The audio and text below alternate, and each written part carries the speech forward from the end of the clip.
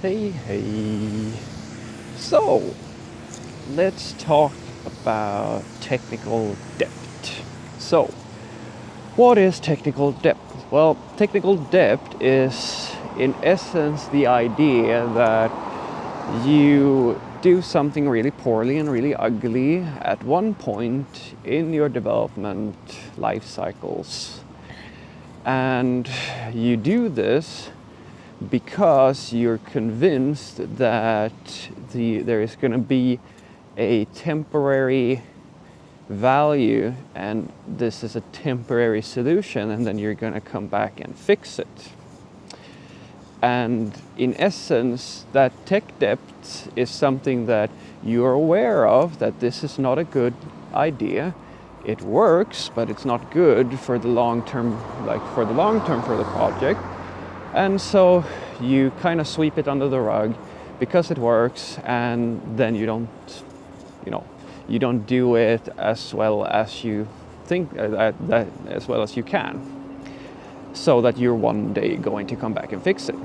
Now, tech debt and the idea that you are going to fix it at a later point in time, it is a feasible idea that this will happen. Sorry. There we are. He's safely by. Anyway, the idea that you're going to come back and fix it later, it is true that you can absolutely do that. But what you should know is that the odds are very likely that you will, instead of coming back to fix it, never fix it, and in a worst case scenario, you're going to accumulate tech debt over time, because the problem about when it comes to thinking about shipping features, when you don't actually consider the fundamentals of programming, is that you assume that your technical this technical problem that you made at one point in the life cycle of your application is not in any way going to affect the next thing. And that's not the case for the most part. What usually happens is that you make a very bad technical decision because you're in a hurry, you need things to be shipped, you make that decision.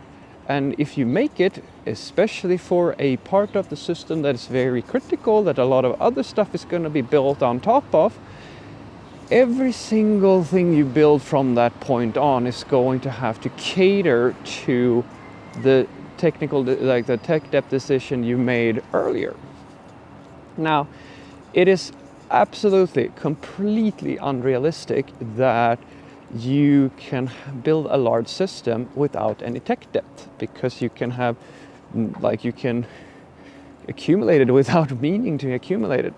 So what I'm trying to say is that you're going to make technical decisions that are not the best for you or for the project.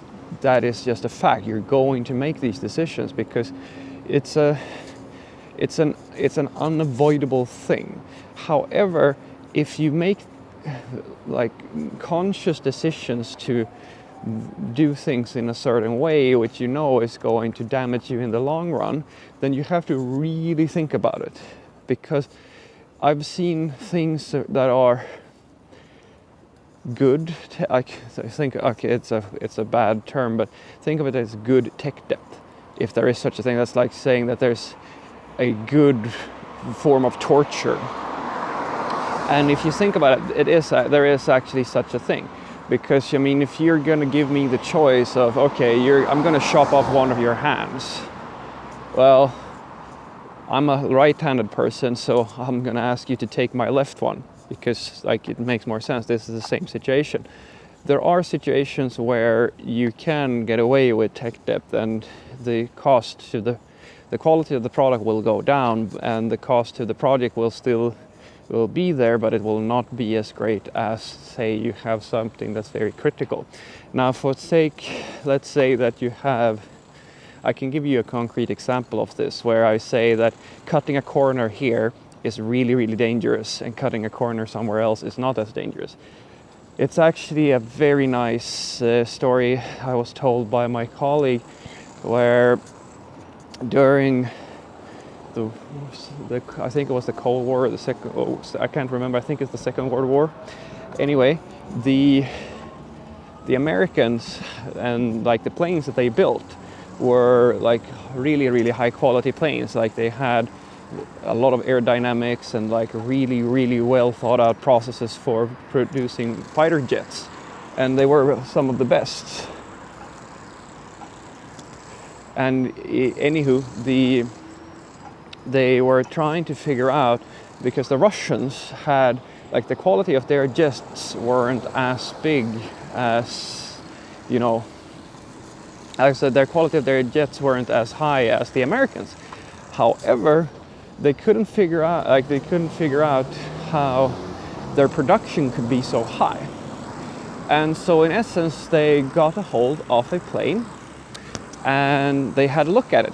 And the body of the plane were like, it was nowhere near as well crafted as the Americans. I mean, the body things were off here and there, and like the measurements weren't exact and so forth. However, the engines were flawlessly built. Like they were at the same type of quality that the Americans were producing. And that's when they realized that the way that the Russians were, their mindset was that there are things in the plane that they can do quick and dirty, or like things that aren't so important that they're perfect. But the things that are important to make perfect, they focus on making perfectly. And that, I think that's a good idea, because like some people think, like especially graphics designers and UX people, in their world everything is perfect. Trust me, like if you're a graphics designer and you don't, you can probably relate to this. If you're giving me a design, you're giving me a design which you work fairly hard on, and the information that you're presenting is perfect, the perfect amount of data for the mock-up. You have no idea how many times I've told a designer, well, this is not going to work. And he goes, why? Well, because you gave me 3 lines of text to represent on this little box here, but the actual use case, in the actual use case, the user can input as much text as they want. And that breaks your design, because you have a spacing issue here. My favorite example of this is that you want to have a dynamically calculated number right next to a input field or a button that increments that number. And every designer I've ever talked to says, oh, why can't you fix it? Well, because you have this amount of space for the number, and the number is bigger than the space. How is this a problem for you to understand? Every single time I see a designer who put things like put dynamic content next to something else that is fairly like has a very takes up a finite amount of space, and then we go on mobile and they realize that shit, they only have a single column of content to work with. Anyway, that's my little rant about trying to always think about the ideal case and not think about the realistic case. So what I was saying is that this is the same situation for tech debt. There are parts of the system that are critical, that they are flawlessly built, that is flawlessly built, and there are places where you can cut corners if you have to.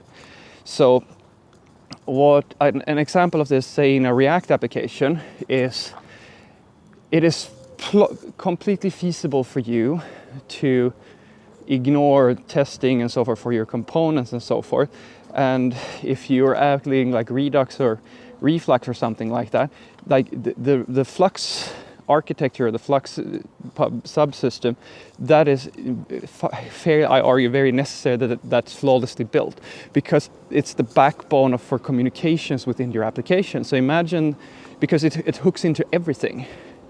If you make that a really bad like experience and a bad implementation, it's going to infect everything on your application. However, if you build a single component poorly, it's not as dangerous, because it's a fairly isolated problem. So what I'm trying to tell you here, that, you know, of course we want to build great stuff, but when you're trying to cut corners, be very aware of the potential impact this is going to have long term, because there are things that are more important and then there are things that are less important.